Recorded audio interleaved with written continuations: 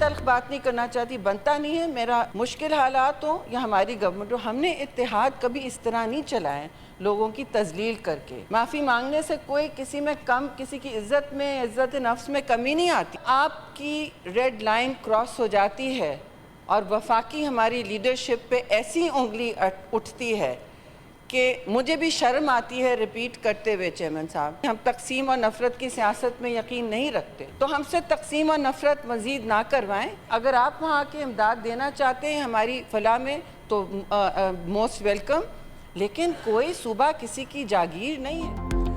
Peoples party اور نون league کے اختلافات کی پارلیمنٹ میں گونج۔ شہری رحمان نے کہا پنجاب اور سندھ میں الفاظ کی جنگ وفاق کو متاثر کر رہی ہے۔ پیپلز پارٹی نے متحد رہنے کی ہر ممکن کوشش کی۔ معافی مانگنے سے کسی کی عزت کم نہیں ہوتی، کوئی صوبہ کسی کی جاگیر نہیں۔ پیپلز پارٹی کو تحفظات ہیں۔ سیلاب سے 65 لاکھ لوگ متاثر ہوئے۔ پی پی سینیٹرز کا احتجاج، سینٹ سے واک آؤٹ۔ وزیر قانون اعظم نذیر تارڑ کی ایوان کا ماحول ٹھنڈا کرنے کی کوشش۔ کہا پیپلز پارٹی والے ہمارے بہت قریب ہیں، مسائل حل کریں گے، اپوزیشن کے دوستوں کو خوش ہونے کی ضرورت نہیں، احتجاج کرنا ہر کسی کا حق ہے۔ رانا ثناء اللہ نے تفصیلی بیان دے دیا تھا، دوست منائے جائیں گے تو پیپلز پارٹی ارکان واپس آ جائیں گے۔ اسپیکر چیمبر میں حکومت اور پیپلز پارٹی کے درمیان مذاکرات بے نتیجہ ختم۔ رانا ثناء اللہ کہتے ہیں وزیر اعظم کل وطن واپس آ کر پیپلز پارٹی کے تحفظات پر بات چیت کریں گے۔ پیپلز پارٹی نون لیگ اختلافی میچ میں تھرڈ امپائر کی انٹری۔ تحریک انصاف کے رہنما بیرسٹر علی ظفر بولے دونوں پارٹیاں ڈٹائی سے مقابلہ کر رہی ہیں کہ ہمیں ٹرافی دو، میں آپ کو جھوٹ، لالچ، بے حسی اور نااہلی کی ٹرافی دیتا ہوں۔ سیلاب سے بڑے پیمانے پر نقصان ہوا ہے اور یہاں واک آؤٹ ہو رہا ہے۔ دونوں پارٹیاں صرف دکھاوے کی سیاست کر رہی ہیں، پوری قوم تکلیف میں ہے، بچے کھلے آسمان کے نیچے سونے پر مجبور ہیں۔ اگر عوام میں پروٹوکول کے بغیر جائیں گے تو حالات نظر آئیں گے۔ پنجاب میں 4700 سے زائد گاؤں ابھی بھی زیر آب ہیں۔ کسانوں نے جو گندم بچائی تھی وہ بھی پانی میں بہہ گئی۔ کام پر نہیں، پریس کانفرنسز پر پوائنٹ سکورنگ ہو رہی ہے۔ عوام مشکلات میں گھری ہے اور یہ ایک دوسرے سے ناراض ہو رہے ہیں۔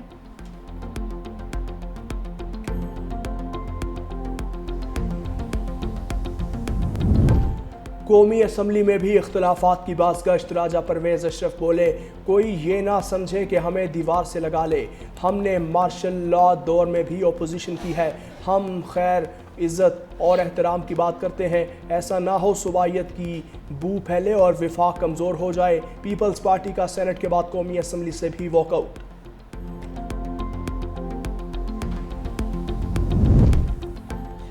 مفاہمت کے بادشاہ، اختلافات ختم اور اتحاد ریسکیو کروانے آگے ہیں۔ صدر مملکت آصف علی زرداری کا وزیر داخلہ محسن نقوی کو فون۔ سندھ اور پنجاب کے درمیان چلنے والی کشیدگی پر تبادلہ خیال۔ صدر مملکت نے وزیر داخلہ کو فوری طور پر کراچی طلب کر لیا۔ دونوں صوبائی حکومتوں کے درمیان ہونے والی کشیدگی کو کم کرنے کے لیے مشاورت کی جائے گی۔ پیپلز پارٹی نے عظمیٰ بخاری کے الزامات کی وضاحت مانگ لی۔ سعید غنی نے کہا وزیر اعظم شہباز شریف بتائیں بلاول نے ان کے خلاف کیا سازش کی۔ بلاول بھٹو نے بطور وزیر خارجہ پاکستان کو تنہائی سے نکالا، اس وقت تو وزیر اعظم تعریفیں کرتے نہیں تھکتے تھے۔ وزیر اعظم اب پنجاب کی حکومت کو جھوٹا قرار دیں گے یا بلاول کی تعریف کریں گے؟ مزید کہا وفاقی حکومت کو قانون سازی میں ہمارے ووٹوں کی ضرورت ہے، نہیں چاہتے ہمارے حکومت سے نکلنے کے بعد بحرانی کیفیت پیدا ہو۔ مسلم لیگ نون کے لوگوں پر فارم 47 کے الزامات ہیں، پیپلز پارٹی کے کامیاب ارکان پر ایسا کوئی الزام نہیں۔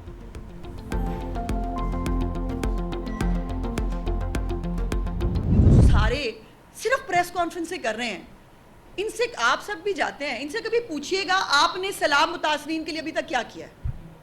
کبھی ان سے پوچھیں ایک دھیلے کی کوئی امدادی کارروائی کو کسی کے ساتھ کھڑا ہونا ہو، سیاست کرنا اور ایک آفت کے اوپر گھٹیا جو ہے وہ پلاننگ کے ساتھ سیاست کرنا نہیں کہتے تو کیا کہتے ہیں؟ صرف باتیں کر سکتے ہیں اور باتیں کیے چلے جا رہے ہیں بٹ ٹائم نہیں ہے پنجاب کے پاس جو ہے وہ اس قسم کی سستی جو ہے اداکاری کرنے کے لیے اور سستے جو ہے یہ کارنامے کرنے کے لیے بہت کام ہے۔ سیلاب کے لوگوں کو اس وقت ری ہیبلیٹیشن کی ضرورت ہے۔ جیسی بات کریں گے ویسا جواب آئے گا۔ وزیر اطلاعات پنجاب اسما بخاری کا جوابی وار، کہا کہ آپ کا حال آدھا تیتر آدھا بٹیر والا ہو گیا ہے۔ وہ ہمارے اتحادی ہیں، ہم ان کا بڑا احترام کرتے ہیں، لیکن کراچی اور لاہور کا فرق کوئی راکٹ سائنس نہیں ہے، سب کے سامنے ہے۔ آپ کے پاس ان کی بات کرنے کے لیے کچھ نہیں ہے، آپ نے ساری سیاست پنجاب کے کندھے پر چڑھ کر کرنی ہے۔ آئیے آپ کو بہاولپور، ملتان، لودھنا، رحیم یار خان، ڈی جے خان دکھاؤں۔ میں آپ کو اپنے ساتھ ان جگہوں کی سیر کروانا چاہتی ہوں۔ آپ مجھے کشمور لے چلیے، نواب شاہ، گڑھی خدا بخش لے چلیے کہ آپ نے کیا کیا ہے۔ اسما بخاری کا 17 اکتوبر سے سیلاب متاثرین میں امدادی چیکس تقسیم کرنے اور سول ڈیفنس ملازمین کی تنخواہ میں 15,000 روپے اضافے کا اعلان۔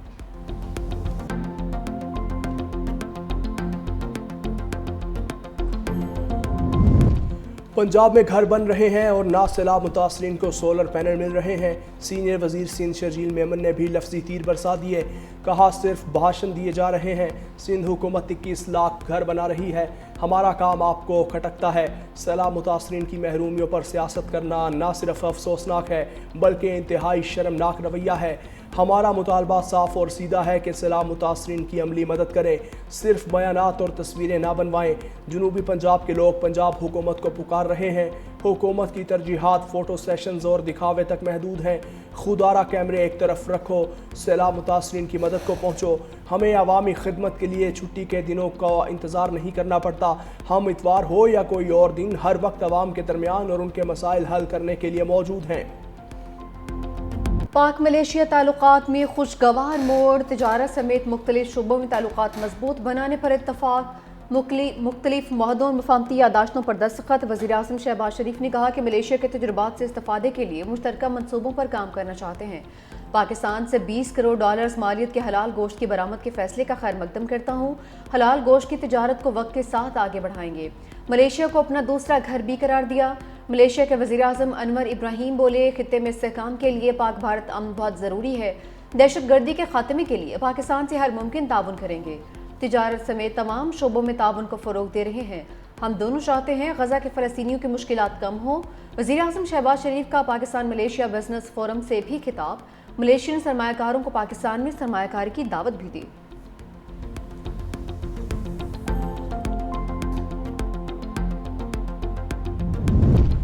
شہباز شریف مہمان، انور ابراہیم میزبان۔ وزیر اعظم شہباز شریف کی پرائم منسٹر آفس آمد پر ملیشین ہم منصب کا پرتپاک استقبال۔ دونوں رہنما ایک دوسرے سے گلے ملے۔ ملیشیا کے مسلح افواج کے دستے نے گارڈ آف آنر پیش کیا۔ دونوں ملکوں کے قومی ترانے بجائے گئے۔ وزیر اعظم کا ملیشیا کے وزراء اور دیگر حکام سے مصافحہ۔ شہباز شریف کی ملیشیا کے وزیر اعظم کی کتاب کے اردو ترجمے کی تقریب رونمائی میں بھی شرکت۔ وزیر اعظم شہباز شریف نے ملیشین وزیر اعظم کی فرمائش پر علامہ اقبال کے اشعار بھی پڑھے۔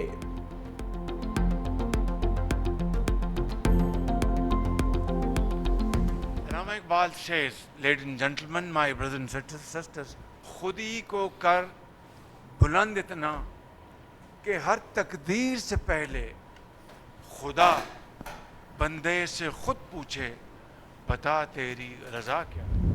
غزہ پر چھائے جنگ کے بادل چھٹنے کی امید۔ حماس، اسرائیل، امریکہ اور قطر کے درمیان امن منصوبے پر مذاکرات آج شرم الشیخ میں ہوں گے۔ حماس کی مذاکراتی ٹیم دوحہ سے مصر پہنچ گئی۔ قطری وفد بھی شریک ہوگا۔ اسرائیلی وفد آج پہنچے گا۔ امریکی صدر نے اپنے داماد جیریڈ کشنر اور نمائندہ خصوصی اسٹیو وٹکوف کو مصر بھیج دیا۔ دوسری جانب اسرائیلی آرمی چیف نے دھمکی دی ہے کہ اگر حماس سے مذاکرات ناکام ہوئے تو غزہ میں لڑائی دوبارہ شروع کر دی جائے گی۔ عرب میڈیا نے دعویٰ کیا کہ حماس بین الاقوامی نگرانی میں غیر مسلح ہونے پر رضامند ہو گئی ہے۔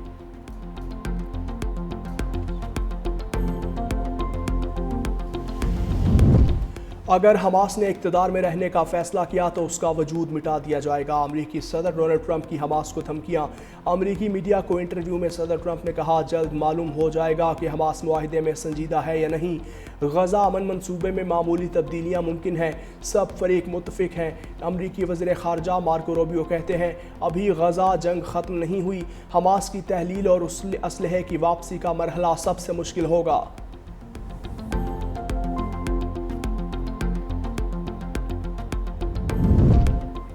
امن معاہدے پر پیش رفت کے باوجود سفاک اسرائیل غزہ پر حملوں سے باز نہیں آیا۔ 24 گھنٹوں کے دوران مختلف کارروائیوں میں مزید 73 فلسطینی شہید، 156 زخمی ہو گئے۔ اسرائیل نے فلسطینی فٹ بال فیڈریشن کے ہیڈ کوارٹرز کو بھی نشانہ بنایا ہے۔ غذائی قلت کے باعث ایک اور فلسطینی جان کی بازی ہار گیا۔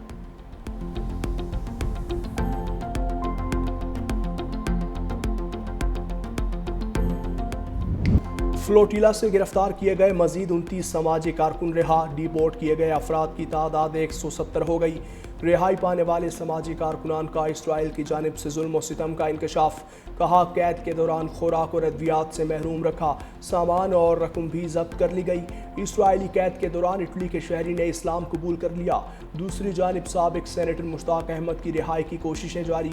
ترجمان دفتر خارجہ کے مطابق اردن کی مدد سے چند روز میں تمام پاکستانیوں کی واپسی کا امکان ہے۔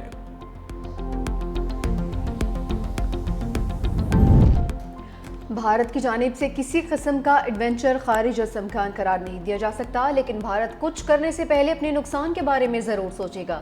وزیر دفاع خواجہ آصف کہتے ہیں، ہم نے بھارت کو جو نقصان پہنچانا تھا پہنچا دیا۔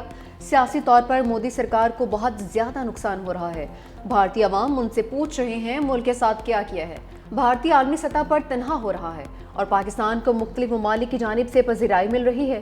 مزید کہا کہ غزہ میں جس دن امن ہوا، اسرائیلی وزیراعظم کی اینڈ گیم شروع ہو جائے گی۔ سابق سینیٹر مشتاق احمد کی رہائی کے لیے کوششیں جاری ہیں۔ پاکستان کبھی اسرائیل کو تسلیم نہیں کرے گا۔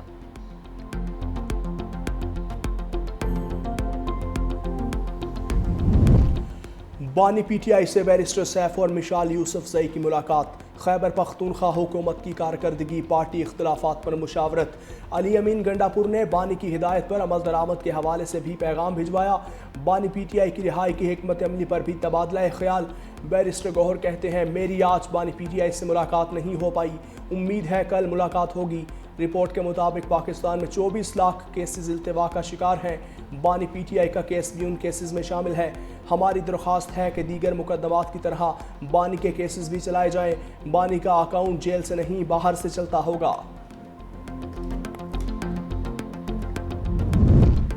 سپریم کورٹ کے فیصلے حتمی اور غور و فکر کے بعد دیے جاتے ہیں۔ مخصوص سیٹوں کے فیصلے کے خلاف حکومتی اپیل مسترد کرنے کا تفصیلی اختلافی نوٹ جاری۔ جسٹس عائشہ ملک اور جسٹس عقیل عباسی نے بینچ کی تشکیل کو عدالتی اصولوں کے منافی قرار دے دیا۔ لکھا، جب اصل مقدمہ 13 رکنی بینچ نے سنا تھا تو ان میں سے 5 ججز موجودہ بینچ میں شامل نہیں ہیں۔ موجودہ بینچ میں شامل نہ ہونے والے ججز میں فیصلے کے مصنف جج بھی شامل نہیں۔ مسلم لیگ نون، پیپلز پارٹی اور الیکشن کمیشن کی نظر ثانی درخواستیں مسترد کی جاتی ہیں۔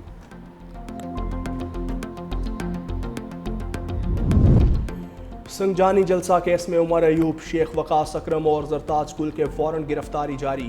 اسلام آباد کی انسداد دہشت گردی عدالت نے پی ٹی آئی رہنماؤں کو گرفتار کر کے پیش کرنے کا حکم دے دیا۔ جج طاہر عباس سپرا نے ریمارکس دیے، سماعت کے دوران ملزم ایک مرتبہ بھی عدالت پیش نہیں ہوئے، مزید سماعت 20 اکتوبر تک ملتوی۔